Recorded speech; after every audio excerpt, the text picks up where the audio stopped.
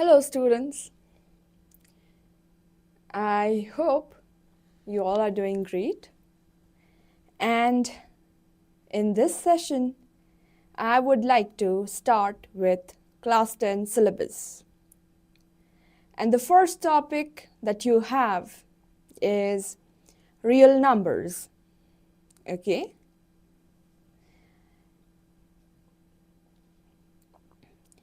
I will go through the concepts and a lot of questions that are mostly past paper questions, and at the same time I'll give you the best methods that you can use to approach questions. So when questions are in multiple choice form, you don't want to spend much time, yeah? So I'll try my best to explain things in the simplest form possible, and through the chat you can tell me if something is wrong or anything it could be. You can just let me know. So yes, I would like to start with real numbers. And before starting this topic, can you recall what you studied in class 9?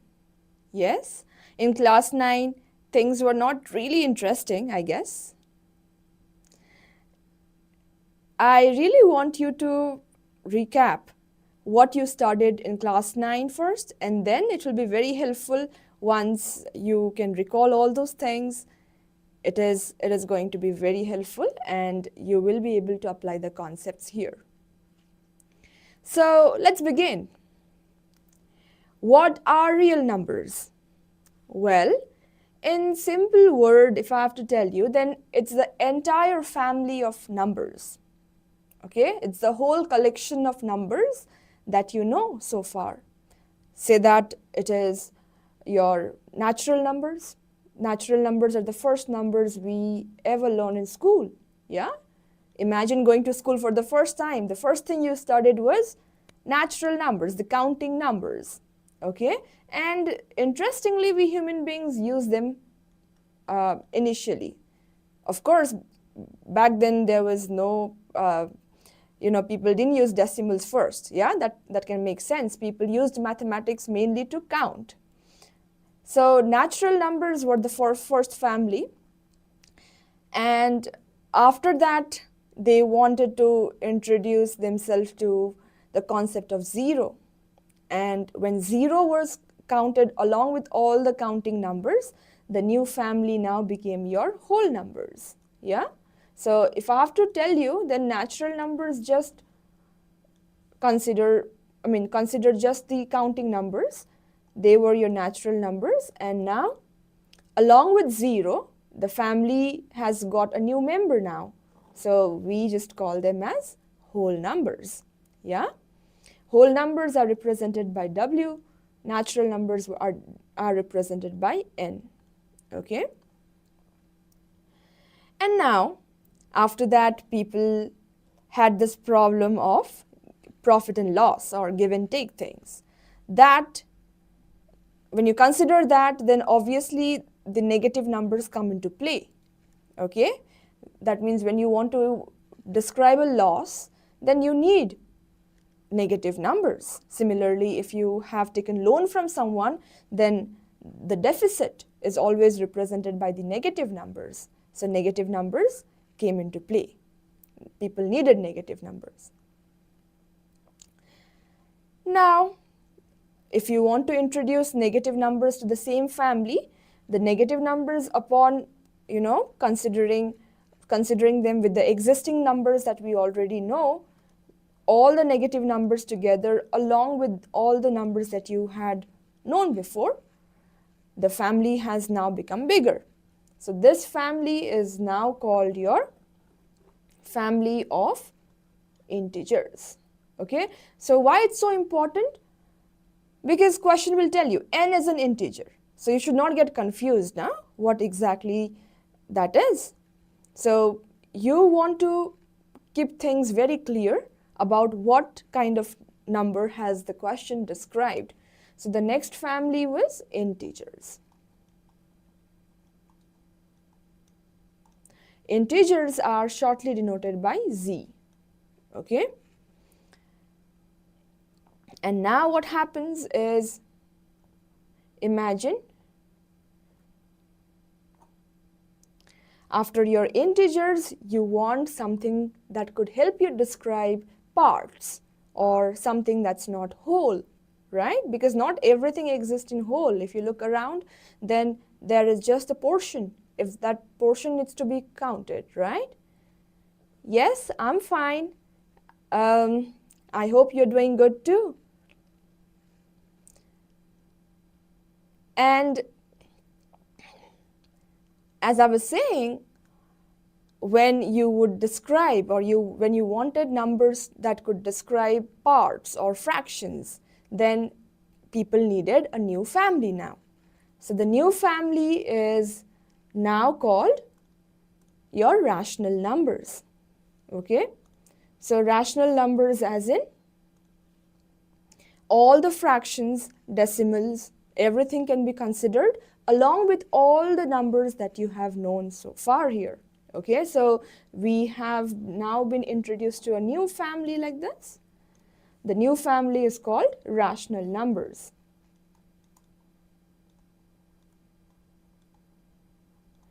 Now the definition of rational numbers, you must have studied rational numbers from class 8.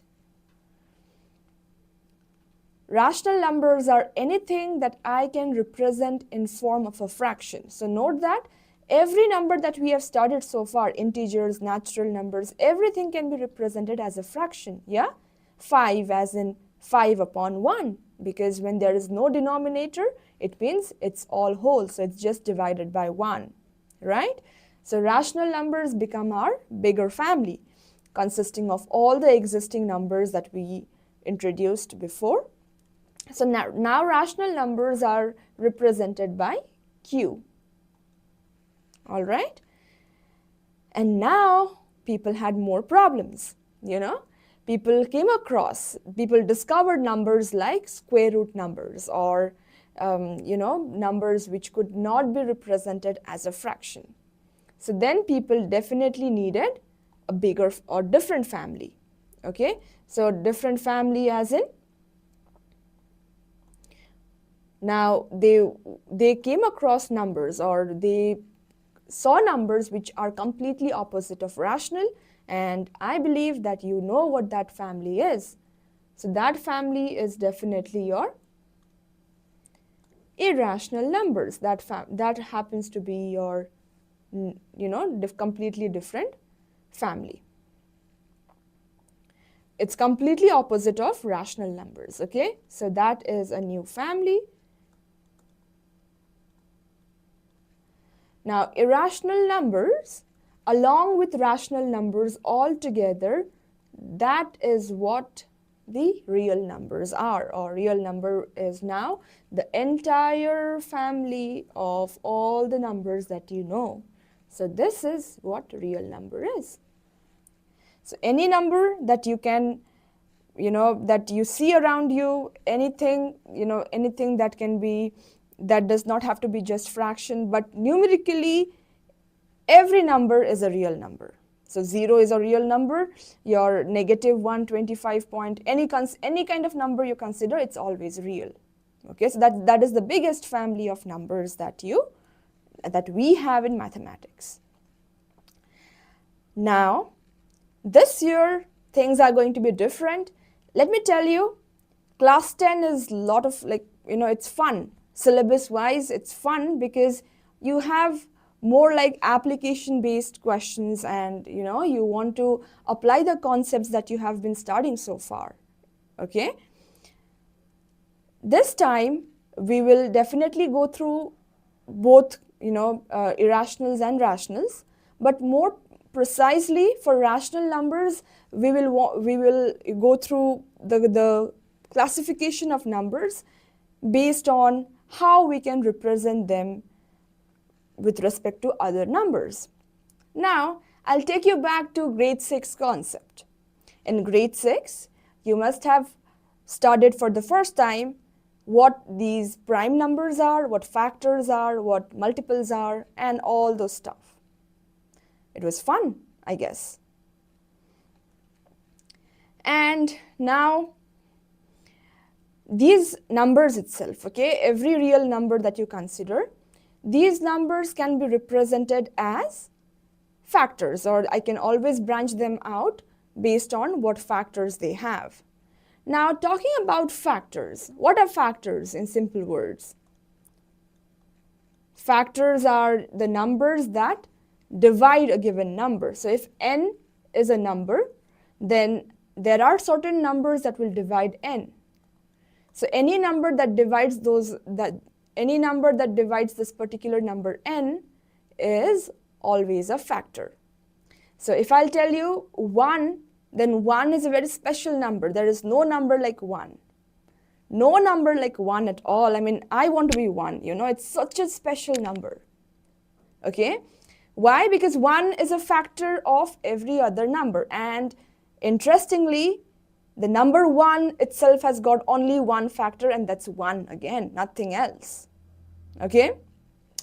So any number will have 1 as a factor. Okay? 1 times n, I can always represent it as a factor. So based on how many factors a number has, numbers are classified into two main parts, I can call it. So if I'll consider our counting numbers, then our counting numbers are either prime. If not prime, we call them composite. Okay? This is the main classification of number, and this is the main concept you need in class 10. Okay? Prime and composite. You know, it's such an interesting thing. Prime numbers, I just call them like they are VIP numbers. Why? Because imagine like they host a party. Okay? They are always the host. Then composite numbers are always invited by prime numbers. What do I mean? Think about the prime number. The first prime number is 2. As I said, 1 is neither. Okay? 1 is a very special number because it has only one factor. 1 has only one factor, while any number that has exactly 2 factors, that is 1 and the number itself. Okay? Exactly 2 factors, those numbers are called prime. Prime numbers. Okay? Exactly 2 factors you want. What are the 2 factors? 1 and itself. Whereas composite numbers will have more than 2 factors always. Okay? Any number that has more than 2 factors, we call it composite. Now 1 being neither of them, we will jump to the next number 2. Now what do you think 2 is? It's again special in its own way. 2 is a prime number, and it happens to be the only even prime number. Okay? Because 2 has got only it has got only 2 factors, 1 and 2. There is no other number that will divide 2. Alright? Think about the next number, 3. Again, 3 happens to be special because 3 has exactly 2 factors, 1 and 3. Think about the next number, 4. Now 4 is divisible by 1, so 1 times 4 is 4, but there is another number, 2. 2 times 2 is 4. So what was this 2? I already told you 2 is a prime number. Now why is 4 composite? 4 is composite because it has got more than 2 factors. So what's the next factor apart from the number itself and 1? The other factor we have is a prime number. So that is why I told you prime numbers are VIP numbers. If 4 has to attend a party, it will attend the party of number 2, meaning it will appear wherever, you know, like the number 4 will always appear in the table of 2, or it will always, it is something, the number 4 is something I can always express it in terms of 2, in terms of prime number. So how can I express 4 now? 4 will be written as the power of 2, 2 to the power of 2, also known as 2 squared. That is how I'll represent 4. So, numbers have two conditions.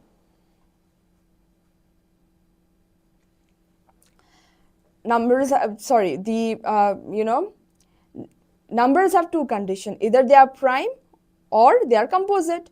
So, logically, if the number is not prime, it is composite. So if it is composite, then it will always be represented as a product of prime. So if you think about 5, it is a prime number.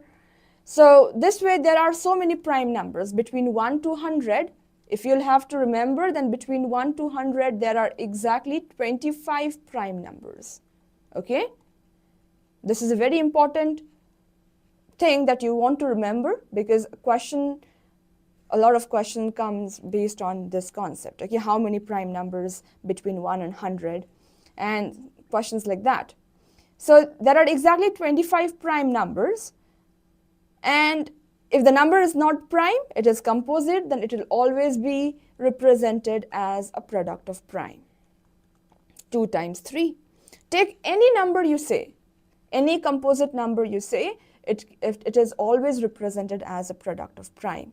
So this gives you the first theorem, or the first important part of the topic, called fundamental theorem of arithmetic, which says that every number can be represented as a product of prime, every composite number can be represented as a product of prime, and the prime numbers it will have certain powers. Yeah, and that is unique. Unique as in it's different for every number. You cannot represent two composite numbers with the same powers with the same power and with the same factors considered. So let's take any number, for example 12. You know, usually what you'll do is you'll branch it out. 6 times 2 is 12, and now 6 is 2 times 3. So you will be able to write 12 as 2 to the power of 2, that is 2 squared times 3. Okay, so this is one of the most important theorem that you have, and with the help of this concept only, questions will come based on finding the HCF and LCM. Now, as the word suggests, HCF, it's about finding the factor, highest factor that will divide both numbers, or even they could ask for 3 numbers as well. And similarly, lowest common multiple is also found out by using the same concept of prime factorization. All right.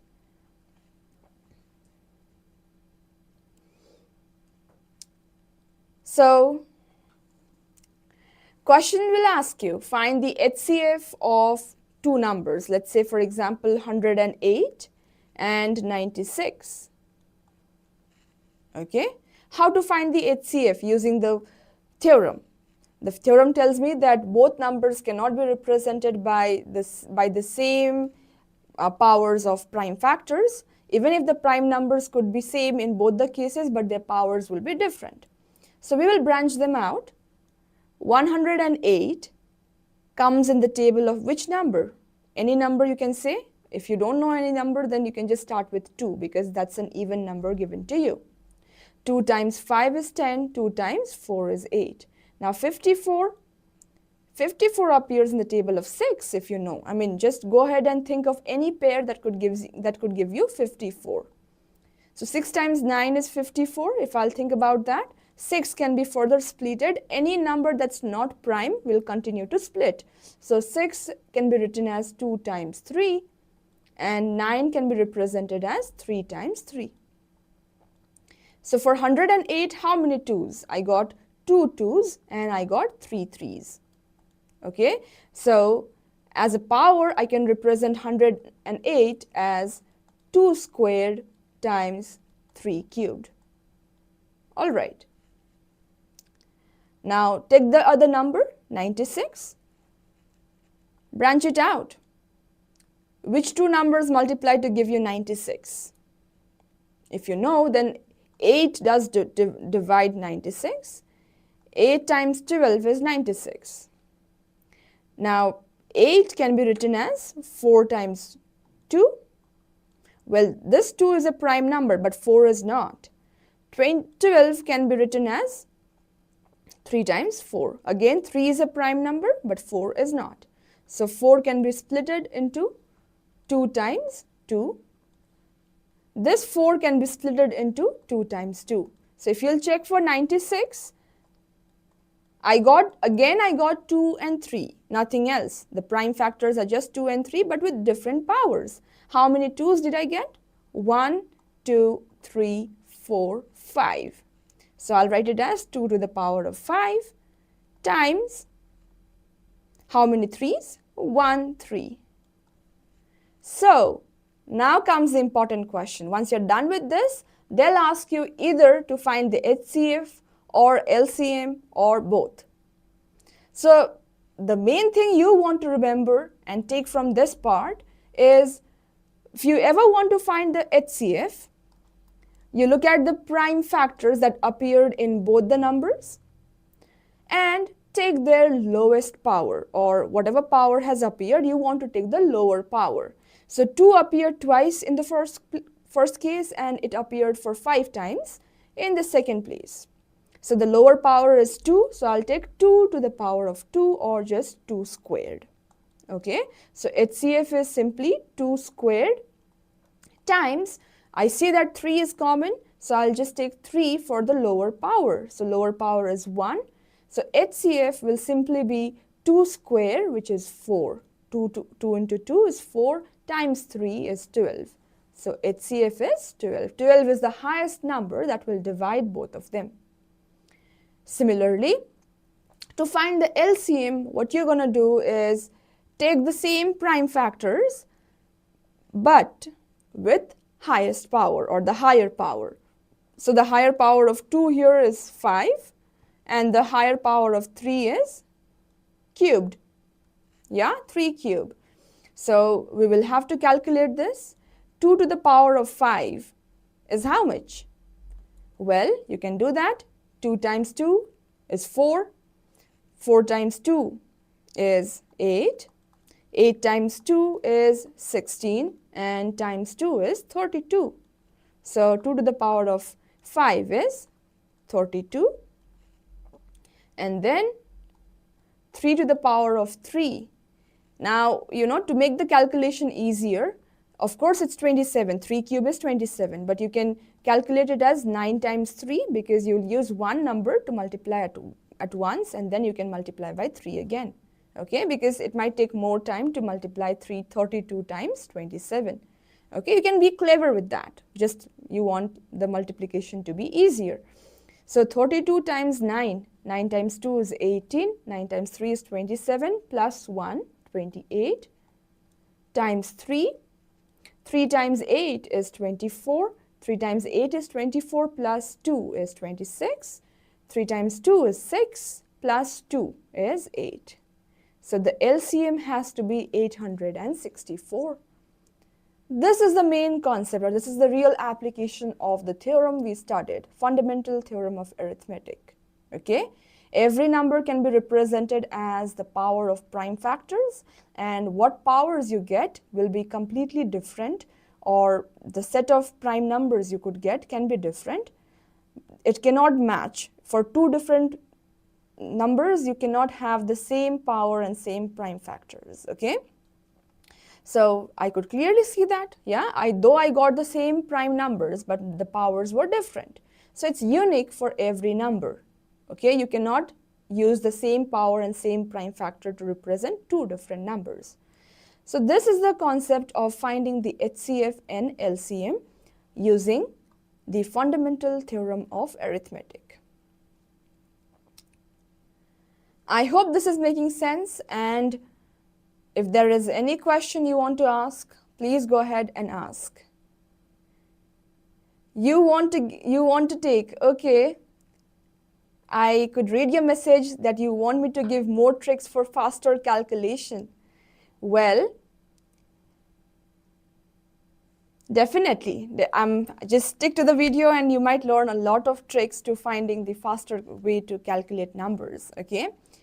Because you said so, I want to give you one real quick way that I calculate things when I don't know the table. Sometimes what I do is, like, for example, if I have to calculate 24 times 4, okay, or I mean that is quite easy still, 24 times 6 if I have, then I can always go ahead and break this number into two parts, 12 times 2, and then I know this 6, I'll write it as it is. So 6 times 2 is 12. So I guess 12 times 12 is how much? You can just go ahead and write it as 144. Yeah? Other way I can do this is, like, a lot of my students don't know this. If I'll ask them, like, they know what is 12 times 8. Okay? So if you know 12 times 8 is 96, you can double this side, 24, and you can take half this side, 4. That should also give you the same answer, 96. So a lot of my students know that 12 times 7 is 84. But if I ask them, what is 14 times 6? They don't know that. So I want to do in a way similar to that. 7 times 2 is 14. So, and I'll half it this side. If I'll half it this side, then obviously it becomes 6. But my result will still be the same. 6 times 14 is also 84. Yeah, this is how I can be quick with calculations, or sometimes algebra can be used to calculate just number, multiplication or division. You can actually be more creative, and obviously you will definitely learn more ways to practice or more ways to calculate faster. Now, this is the approach to finding HCF and LCM. So sometimes they'll give you a question like, they'll just ask you to find the HCF and LCM of two numbers, right? That is one thing. And questions like this, explain. So I have an interesting question I want to show you. I hope you will understand this kind of question. Check it out. Explain why the two given numbers are composite numbers. There are two numbers given to you, 7 times 11 times 13 plus 13, and 7 times 6 times 5 times 4. There are two numbers and it looks complex, yeah? You have to prove that they are composite. How will you prove that they are composite? First of all, check it out like this. So 7 times 11, why is it not prime? You want to prove that. So we will use algebra here. How to use algebra in such cases? I'm taking the first number, 7 times 11 times 13 plus 13. Now, when two things are being added, you always look at those two things as two separate terms. Use algebra. 13 happens to appear in both parts, so you will take it out common.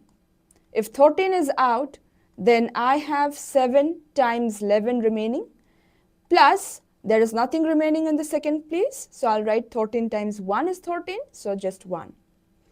And now I can simplify that. 7 times 11 is 77, plus 1 is 78. So clearly, this number that was given to me in the multiplicative form, I could write it as a product of two numbers. Yeah? So if I can write a number as a product of two numbers, 13 is a prime number. If you would split up 78, you would get, again, you can split it into more further prime numbers. But if you have factorized a number and clearly it shows to you that 13 and 78 are the factors of this number, hence it has to be a composite number. Okay? So a composite number is anything I can represent as I can represent it as the multiple of many factors. So I clearly showed that 13 times 78 is this given number, so hence composite.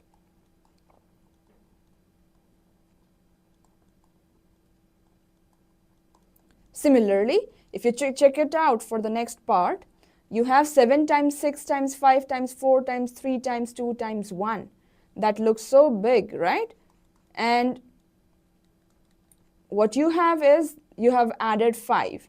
So we'll follow the same technique. 7, 6, 5, 4, 3, 2, 1. All are being multiplied. Now clearly this is composite because I can say that there are so many factors of that number. This is composite, but upon adding 5, is it composite or not? To verify that, again we'll do the same thing. 5 is a common multiple, so I'll bring out 5 common for both the terms, and what I'll have remaining is 7 times 6 times 4 times 3 times 2 times 1 plus 1, because 5 is already out. Any number that you write outside, it will always divide each of the terms that you're trying to factorize. So clearly 5 is a factor here. You don't have to necessarily go ahead and solve this part. 5 is a factor which is other than 1 and the number itself. The number itself is something else. I clearly know that because 5 is a prime number and it has appeared as a factor of some number. Because of this appearance, I can say that it is a composite number. Okay.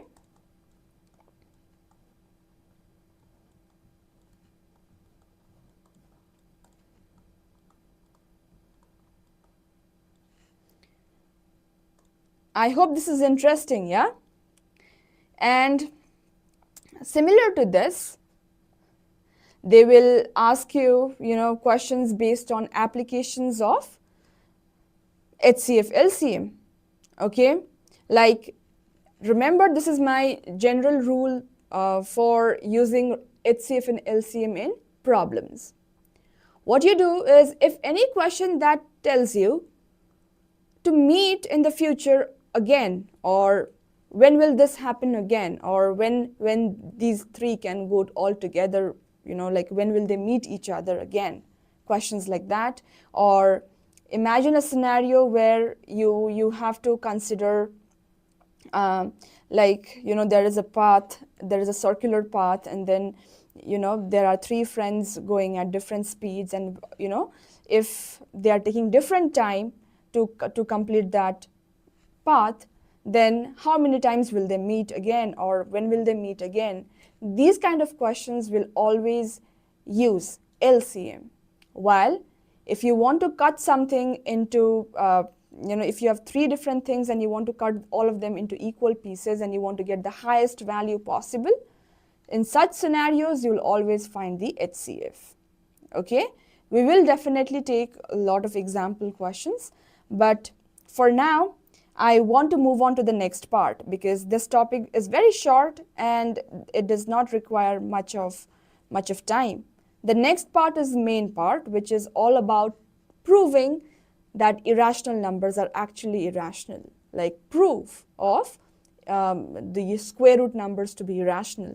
This is one of the most tricky thing. I think according to me, I also didn't really understand things for the first time. So I want to make sure that you understand it and you get confident with how this is proved. This is called proving by contradiction, which means you assume something at the first and you will be able to, get a contradiction of what you have said. Okay, I'll show you an example. So that is the main part of this topic. Okay, it is called proving irrational numbers or just irrational numbers.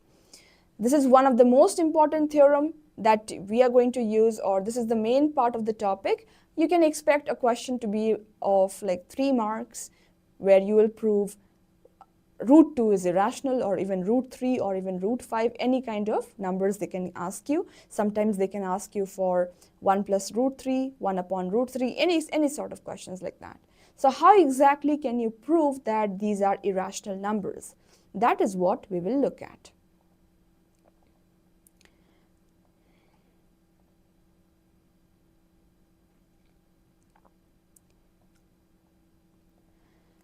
All right, let's get started with understanding irrational numbers and how to prove them. I already told you that irrational numbers are numbers which cannot be represented as a fraction, or these kind of numbers, if I have to find their decimal expansion, then the decimal expansion of these numbers will be non-repeating, non-terminating. It will never give you remainder 0. At the same time, it is not going to give you a repetitive digit after the decimal. So the basic examples you can take is the square root of any prime number. There does not exist a perfect rational number that multiplies with itself to give you 2. Okay, so the square root of 2. That means if a square is there, the square has the area of 2 square units, then the side here has to be that irrational number. Interesting, yeah? Pi. Pi appears anywhere you have a circular body or a curved body. Pi is like, it's like entering from a line to a curve. Anything that you bend from a line to a curve, pi comes into existence out there. That pi is also irrational. Upon finding the decimal expansion of pi, we write 22 upon 7 just as an approximate value. It's not the real value, okay? Pi is again an example of irrational number because it never gives you a terminating or even like repeating decimal. So it goes on and on. So these kind of numbers are irrational numbers, okay? Square root of any number that is a prime number, or not just prime number like square root of 6, square root of 8, these are all irrational numbers because there does not exist a perfect rational number that multiplies with itself to give you a perfect number, or there is no such number possible. That is the reason why they are called irrationals. Now, be very clear about questions like this because this is the exact kind of question they will do or they will ask you to prove during your exam. So I'll take the first root number that we have, that is root 2. Prove that square root 2 is irrational. How will you prove it? Now, to begin with proof, I want you to stay with me and understand each step because there is a logic doing every other steps, okay? Or else it will not make sense. So just take time, have patience to understand this, and you will never forget it again. It's really interesting. So how to prove that it is irrational? We will start by assuming the opposite. So we'll say that let us assume root 2 is rational. Square root 2 is rational. This is how I'll begin the proof. Okay, let us assume root 2 is rational. Now, if square root 2 is rational, then by the definition of rational numbers, I know a rational number is always something I can represent it as a fraction where, hi Sagar, hello.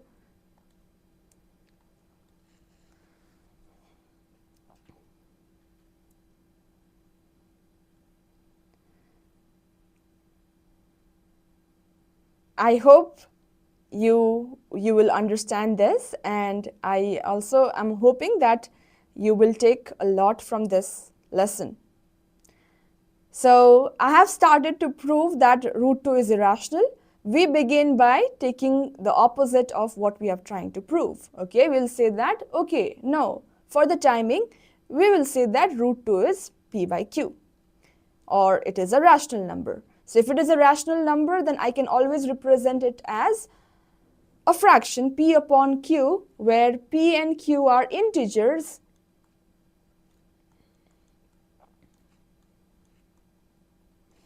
I will call them as co-prime integers. I'm using the word co-prime. Why? Because every fraction can be written in the simplest form. Co-prime means there is no common factor between p and q. Okay, understand the term carefully. Co-prime is like 3 and 4. If you have a fraction 3 upon 4, then you cannot reduce it further. Yeah? If you have a fraction 2 upon 5, you cannot reduce it further. So such kind of numbers are called co-primes. Okay? So I'm saying that p and q are co-prime integers. I'll write in bracket for your information. Co-prime basically means HCF of p and q is just 1. Okay, the highest common factor. There is no common factor other than 1. And we have to make sure that by the definition of rational numbers, this q, the denominator, is never equal to 0. Alright, this is the first step. Now, when I say that root 2 is equal to p upon q, that is the fraction in the simplest form, then I will do one thing, that is because this root is something I can get rid of by taking the squares. So what will I do is I'll square both sides. Okay, squaring both sides. What happens if you square a root value? Remember, the square root is just the opposite of square. So the logic is square and square roots, they are opposites, so they will cancel out each other, giving you just the number 2. Whereas on the right side, what you will have is now p square upon q squared, because you are squaring both sides. Now, I will do one thing. So this is the general rule. Okay, ever you see a fraction one side and a number other side, what should you do is cross multiply and get rid of the fractional term. It's so easy. I don't like fractions one side, or I don't like fractions generally, so I'll try my best, or even you should try that. You want to get rid of fraction by cross multiplying. Okay, so when you'll do that, you'll multiply this 2. The numerator gets multiplied with the opposite denominator, giving you p square equals to 2q squared. Okay, now you know that this 2 is a prime number. Yeah, this 2 is a prime number, and p square can be represented as 2q square. We just got this information now, which means p square is a multiple of 2, because 2 has appeared in the factorization, or I can say that upon writing in the factored form, I got that 2 as a factor of p square, right? So I'll say this information, or this statement now tells me that 2 divides p square, because p square is equal to 2 into something. So if you have 6 and you write it as 2 times 3, then clearly both 2 and 3 will divide 6. Yeah, take any number. 12, if you branch it out as 4 times 3 is 12, then clearly 4 is a factor of 12 and 3 is a factor. Factor as in both of them will individually divide that number. So I'll apply the same concept here. If 2 has appeared as a factor of p squared, 2 times something is p squared, then that 2 divides p square. Now, there is one very important property of prime numbers. Because 2 is a prime number, every prime number has this beautiful property. The property is, if a prime number divides the square value, then it will always divide the number as it is. Meaning, if 2 divides p square, then 2 will divide p. It applies by the rule of arithmetic itself. 2 will divide p. There is a theorem in your book. If you'll read your book once, then they have shown why this works. Okay, and because that theorem is not a part of your, like, you don't have to prove the theorem in your syllabus, you don't have that proof, so that is the reason you usually don't do that in school. But the logic is very simple. Take any square number. For example, I know square of 6 is 36.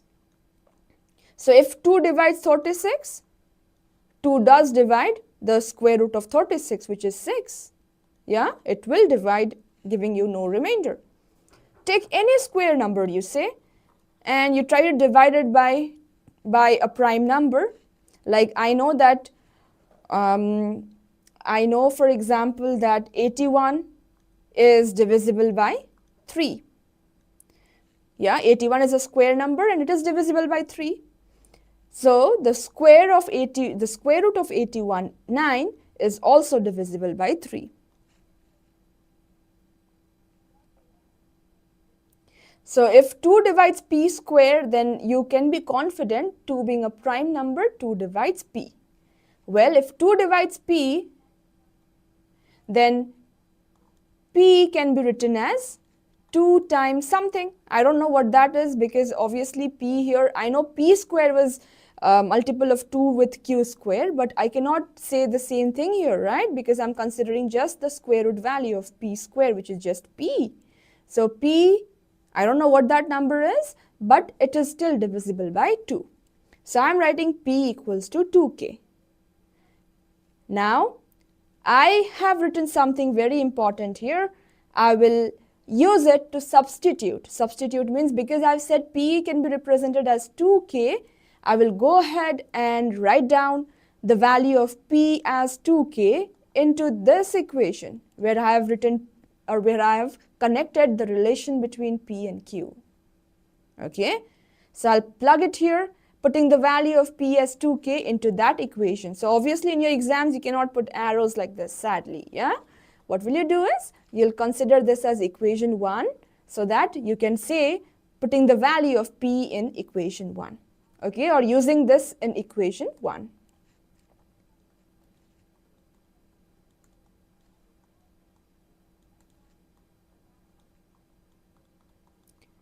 So what happens when you use this in equation 1?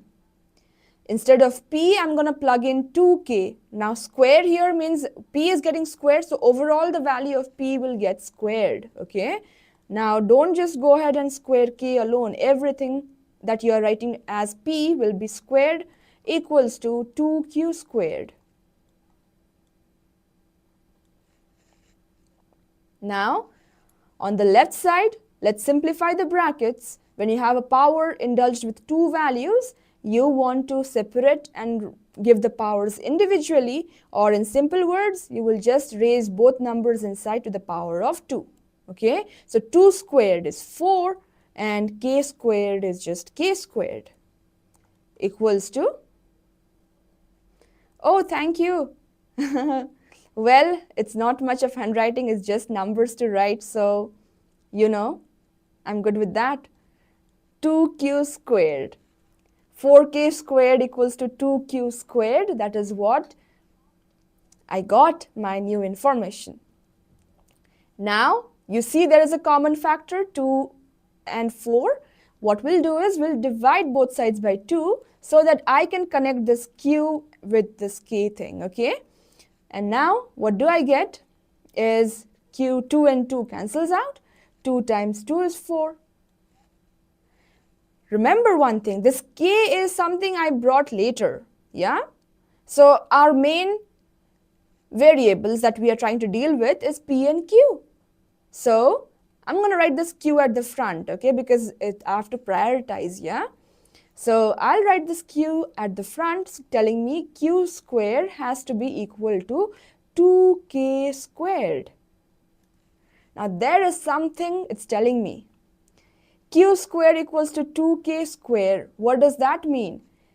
Upon writing this as a one-liner equation, I got this 2 again telling me that 2 appears as a multiple or a factor, sorry. 2 is a factor of Q squared because upon writing it as a factored form, I'm writing Q squared as 2 times something. So clearly 2 is dividing this Q square. Right? This is the main part, okay? 2K squared equals to Q squared clearly tells me that this 2 does divide Q squared because logically anything, if I write 18 as 2 into 9, then obviously it's very clear that 2 will divide 18. So the same thing here. 2 has to divide Q squared, so I'll write 2 divides Q squared.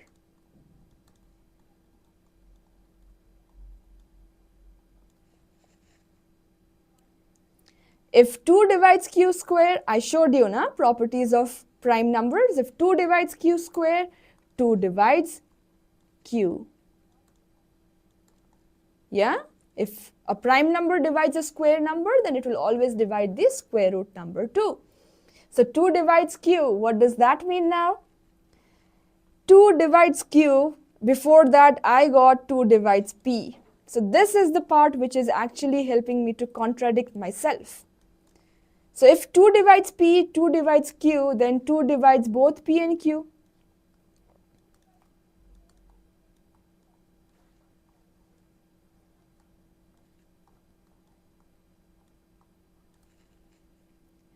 If 2 divides both P and Q, then HCF of P and Q has to be 2. Or, now this itself is contradicting my statement that I started with. I'm saying where P and Q are co-prime integers, which means I have considered that P and Q are supposed to be the numbers that have nothing in common. And now I'm telling myself that they have something in common, and that's 2. Yeah, this is the main contradiction that we were looking for. Why? Why has this contradiction occurred? Because we started with a wrong assumption. So if HCF of P and Q is equal to 2, then this contradicts the fact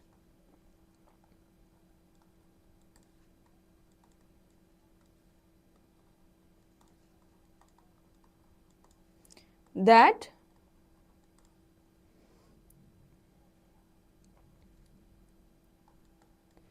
HCF of P and Q equals to 1, right? Because that is what I wrote initially. If 2 divides both P and Q, you don't have to necessarily write HCF, you can just write down 2 divides both P and Q. So obviously, if 2 divides both P and Q, this contradicts the fact that HCF of PQ is 1, because it's dividing both. How can you say that if there is a common number that divides both, then how can I say that their HCF is 1, right?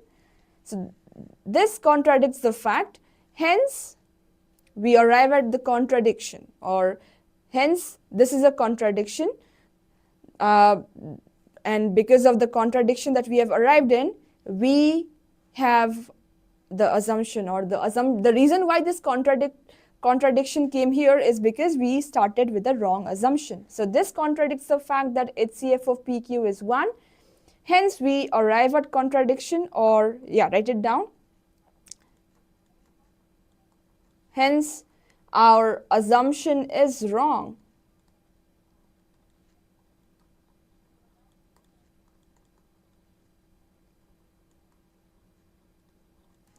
Our assumption is wrong. Therefore, root 2 is irrational, because we started by calling it as rational, and it just tells me that no, it is not possible, because it's just letting me contradict myself.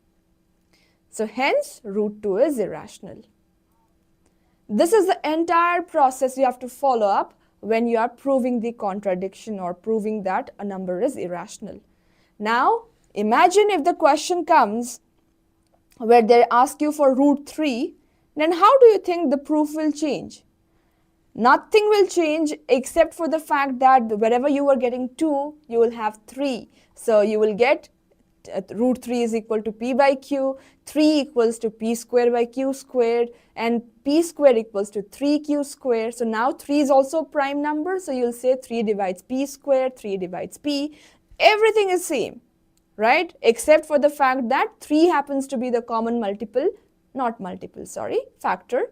3 will appear as a common factor for both P and Q, again giving you the same contradiction. Same process, you try with any number like 5, 7, anything, and this is the exact method you have to follow. Okay, you should try sitting back and try proving root 5 as irrational. Try it by yourself. You try at least 2 questions like prove root 3 is irrational. Honestly, if I would have been your personal tutor right now, I would have just given you this as homework. Prove root 3 is irrational. By looking at my work, you have to do it, because you will understand how exactly to proceed, and you should try for root 5 as well.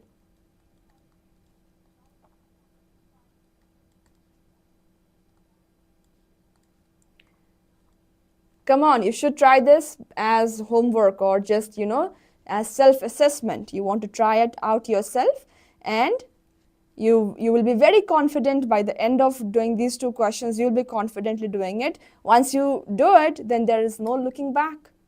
You will be able to do it by yourself next time without having to look at my work or anywhere else.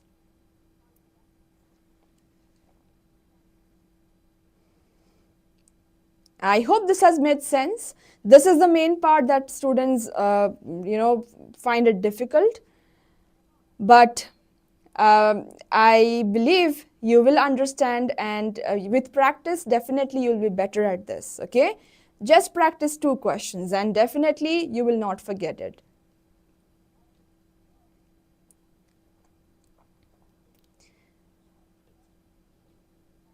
By the way, you can also solve it and send it over mail. That is something you can do. I'm open to that as well, okay? I'm open to correcting papers. I love correcting papers. So please do that. Please go ahead and do it. And you can also share all the questions that you want to understand further.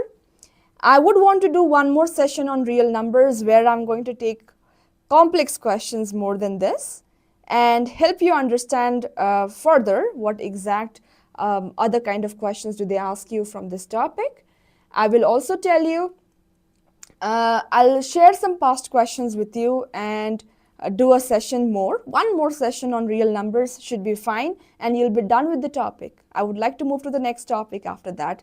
Next topic, algebra is my favorite topic. So I want to come to algebra, and definitely if there is anything you want to understand from your side, I would be happy to help you, okay? So just be in touch, and I hope whatever you have studied here, it has made sense to you, and we will continue with a lot more next session.